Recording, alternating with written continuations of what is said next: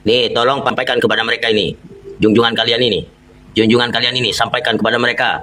Ini tantangan diskusi atau atau bahasa lebih kerasnya tantangan debat. Oleh saya itu langsung menyebut mereka-mereka yang agak penting mungkin. Hasan Syarif. Ya. Hasan Syarif itu kan yang paling bahkan Saka katanya mengarang buku 13 poin. Kita uji. Sampai di mana ke 13 poin itu kira-kira bisa dipercaya enggak? Ada suaranya Kiai Fatah katanya. Kiai Fatah yang menantang kami untuk debat. Kalau mau debat jangan di media. Sekalian tentukan tempatnya dan tentukan hari dan tanggalnya. Kami siap datang ke manapun.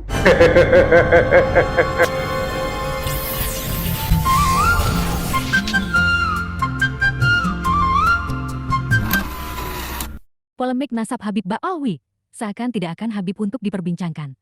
Pasalnya nasab Ba'alwi yang saat ini dipertanyakan banyak orang makin merambat terhadap ajaran-ajaran mereka yang dinilai ada banyak bertentangan dengan syariat yang dibawa Rasulullah Muhammad SAW.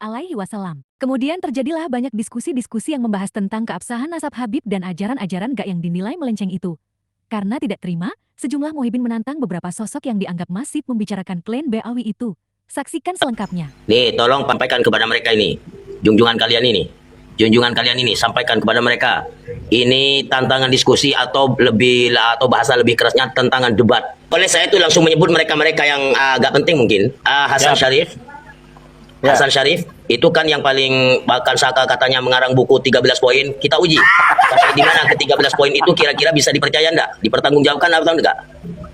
Kati dia agak Itu berani. diantaranya. Terus siapa lagi? Siapa lagi? Oh itu sekalian, walaupun itu masih famili saya. Yang namanya Asbatu Ampar. Asbatu Ampar itu masih famili saya, walaupun itu dulu di pondok belajar sama saya. Tapi kayaknya lebih alim daripada saya sekarang. Raden Wijaya juga.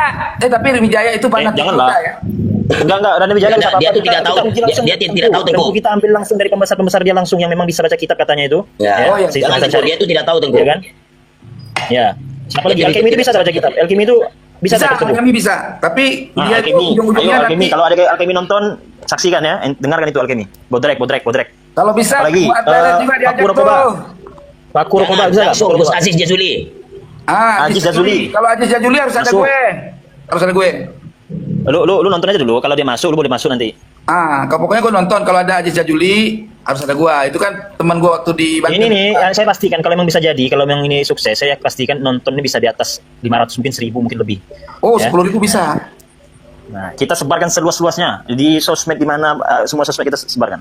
Siap. Yang jelas kita tetap harus tertib, semangat, biar tidak di Tengku. framing kalau kita itu, biar kita itu tidak di framing kalau kita ini tidak tertib dalam berdiskusi gitu loh. Kita harus jagalah itu. Kayak paling pinter, mereka Gus Rumel dibodoh-bodohin, dikatain, Ya. nggak paham segala macam. Jadi Itu paling pinter. mungkin begini ya, Habib, sampean itu pasang foto-foto kita orang ini, lalu dijadikan VT tantangan kepada fulan. Ya. Lalu disebarkan ini sama gempur-gempur ini.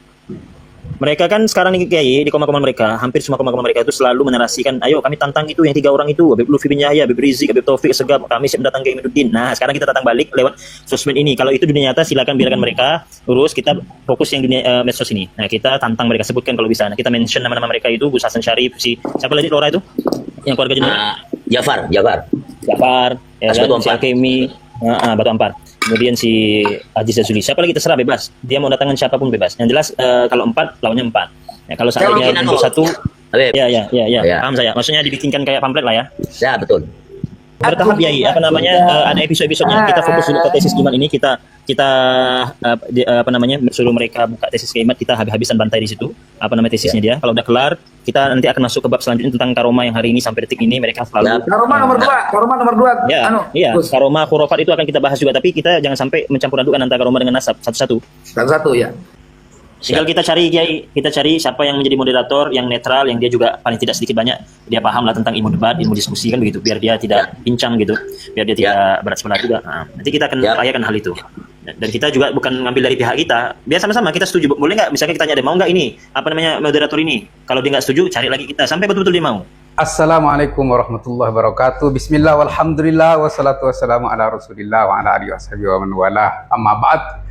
Para teman-teman dan para teman-teman yang juga ikut mengkaji nasab, Alkemi, Bani Arsyadi, Wali TikTok, Paku Rokoba, Kang Dargo, dan Kang Raden Wijaya yang kemarin menjadi tuan rumah diskusi kami dengan Gus Rumil Abbas.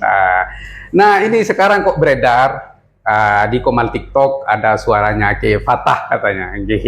Kiai Fatah yang menantang kami untuk debat. Kalau mau debat jangan di media, sekalian tentukan tempatnya dan tentukan hari dan tanggalnya. Kami siap datang ke manapun. Nih Gus, siap. Ini Mak Goni kami bertiga, nggak mau ngajak yang lain. Kalau teman-teman mau ikut nonton ya silahkan. Ini tolong sampaikan ini ya ke Fatah. Jangan bercerita masa lalu ini ngaji apa kok. Jangan. Ini sekarang. Iya, kita bicara sekarang, jangan bicara masa lalu. Iya, beliau masih saudara saya. Ya, tapi kan kemarin beliau salah di dalam menafsirkan la ibrata li fana iwaliyin, tapi analoginya salah. Kok analoginya Mansur Al-Hallaj yang dibunuh karena pernyataannya berpotensi untuk menyesatkan umat. Terus juga beranalogi tentang Siti Jenar, walaupun itu katanya beritanya kurang benar atau gimana, tapi kan cerita Siti Jenar itu kan dibunuh. Kenapa? Ya karena dianggap oleh cerita itu yang katanya dihakimi oleh Wali Songo, Siti Jenar harus dibunuh karena pernyataannya berpotensi pengkafiran massal. Sekarang dia menyatakan kemarin untuk membela Fakih Muqaddam yang kullu nafsin dha'iqatul maut, ma laisa li nafsun, kullu man 'alaiha fan, ma ana 'alaiha, terus kemudian kullu syai'in halikun illa wajha, itu dianggap ngelantur. Kok ada bahasa ngelantur itu menjawab dengan pas? Itu bukan ngelantur itu. Seandainya ya si penanya bilang kullu nafsin dha'iqatul maut, dia bilang qul huwallahu ahad Allahus samad, itu ngelantur namanya, nggak pas, nggak nyambung gitu. Misalnya kullu syai'in halikun illa wajha, dia menjawab Ar-Rahman alamal Quran, itu ngelantur namanya. Kalau jawabannya pas dengan si penanya dianggap ngelantur gimana? Hati-hati loh, hati-hati, karena di terusannya itu yang juga ada di manuskripnya, man huwa Muhammad Al-Faqih Al-Muqaddam. Lalu siapa Muhammad Al-Faqih Al-Muqaddam itu? Apa jawaban Faqih Al-Muqaddam? Anallah. Itu dianggap ngelantur. Waduh, begini ya. Kalau mau menjelaskan pernyataan jangan terlalu panjang, nanti salah. La ibrata li fana iwaliyin katanya ya. Liwaliyin yang dikutip dari kitab Fathul Mu'in itu sudah benar, tapi analoginya salah karena pakai Siti Jenar dan pakai Mansur Al-Hallaj yang kedua-duanya itu dibunuh. Kenapa tujuan dibunuh itu? Maqasidus syariahnya ya kenapa? Karena dianggap ngelanturnya itu berpotensi pengkafiran massal atau menyesatkan umat. Sebagaimana Allah Subhanahu wa taala sudah berfirman, laqad kafarul ladzina qalu innallaha huwal masihu Isa ibnu Maryam. Jadi kalau baca tafsir jangan tafsir Jalalain dong ya, jangan bawa itu, jangan asawito, jangan baca yang lain, biar keilmuannya itu lebih luas, biar nggak pendek hanya sejengkal gitu ya. Baca di At-Tahrir wa Tanwir itu karya Ibn Ashur, yang katanya Ibn Ashur ini dijelaskan bahwa hadza a'dhamu dhalalin nasara, ini paling besarnya kesesatan orang Nasrani yang hanya berkata bahwa Allah itu adalah Al-Masih. Iya. Jadi ini takfir qauli. Jadi nggak usah harus menyembah Sayyidina Nabi Isa alaihissalam. Hanya berkata bahwa Al-Masih itu adalah Allah atau Al-Masih itu adalah Tuhan, itu sudah kafir. Di sini berarti kalau Fatah itu mendukung bahkan membenarkan pernyataan Faqih Al-Muqaddam, hati-hati dengan keimanannya. Digadaikan. Monggo, jaga ditambahi. Maksudnya kita itu bukan sedang mensesatkan Faqih Muqaddam, tidak. Atau Faqih Muqaddam ini begini, tapi perkataannya. Sehingga kalau pakai dalil Ibnu Hajar Al-Asqalani yang tidak menyesatkan Al-Hallaj, itu Al-Hallajnya, bukan isi ajaran Al-Hallaj. Sama juga kita tidak menyesatkan Faqih Muqaddam karena kita nggak tahu, mungkin ini perkataannya sedang lupa, tapi ajarannya ini ditulis dan dibenarkan. Lah itu ajaran seperti ini itu sesat, menyesatkan. Itu Al-A'rabi itu bilangnya begini, ingat, hal Muhammad ibnu Ali huwallah, di situ bukan langsung jawabannya na'am anallah. Berarti tidak ngelantur. Enggak Kalau na'am. Na'am. Itu di manuskripnya. Kalau tidak mau yang manuskrip aslinya yang di Syarhul Ainiyah yang sudah ditahqiq, itu ada seperti kullu syai'in halikun illa wajhah ana min nuri wajhihi. Nur itu kalau diartikan makhluk nanti cedera kepada wajhihi, karena wajh itu zat. Berarti nur itu harus khalik juga, sifat Allah an-nur, bukan nur Muhammad, bukan. Karena nur Muhammad itu adalah makhluk. Nah, kalau mau pakai hadis yang dhaif begini, awwalu ma khalaqallah nuru nabiyyika ya Jabir. Awwalu ma khalaqallah, yang diciptakan pertama kali oleh Allah nuru nabiyyika ya Jabir. Nurnya berarti makhluk. Ya. Kalau nur itu berhubungan dengan zatnya Allah, berarti itu sifat. An-nur, lihat. Asma itu mengandung sifat. Terima kasih. Gus, Ya, sementara kalau kita membaca surat Al-Ikhlas itu kan ya, Nggih. walam yakul lahu kufuwan ahad itu, ya kan?